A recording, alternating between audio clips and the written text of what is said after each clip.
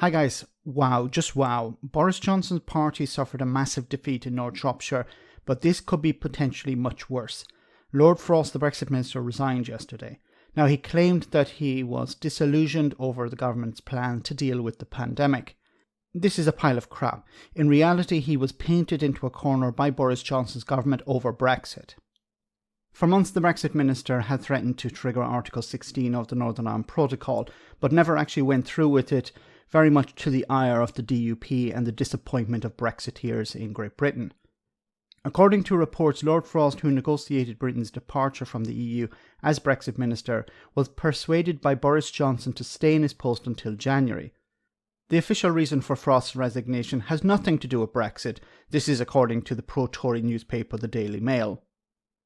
A senior government source said Lord Frost's departure had been prompted by the introduction of Plan B measures to deal with the pandemic, including vaccine passports.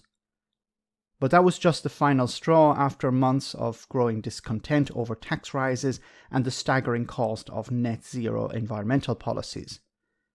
Now, this is rubbish, as the Brexit Minister was responsible for, yes, you guessed it, Brexit. However, over the last number of months, he, probably under the direction of Boris Johnson, has been issuing threats to undermine the Northern Ireland Protocol.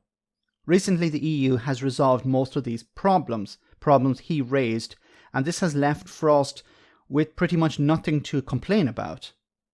What is more likely is that Frost saw Boris Johnson as a sinking ship, one that he didn't want to go down with. Best to abandon it now before it has completely sunk and your reputation has sunk along with it.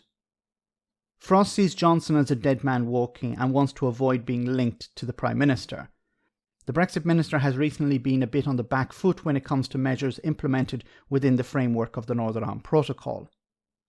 The issue of medicines has been taken off the table. Businesses in Northern Ireland are benefiting from the protocol, and perhaps Frost is running out of excuses for why he thinks the protocol isn't working.